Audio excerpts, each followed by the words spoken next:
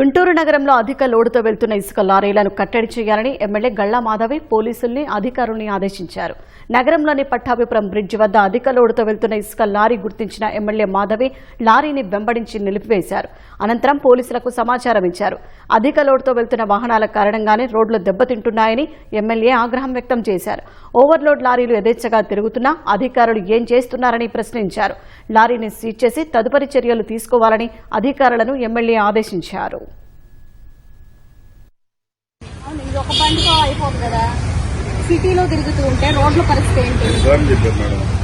ఇప్పుడు already 6 months నుంచి ఇదే యుద్ధం చేస్తున్నావు. మీరు ఇలాగే ఎలా చేస్తే ఎలాగా? 2 నెలలు ఉంటున్నాయి వేసిన రోడ్లు, తర్వాత గుంటలు చెక్కులు పోతున్నాయి, మామూలుగా వచ్చే వాళ్ళందరూ పడుతున్నారు.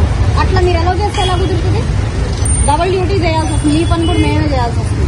లిమిట్ ఓకే, దాని టైమింగ్స్ ప్రకారం ఆయన రావచ్చు 9 తర్వాత.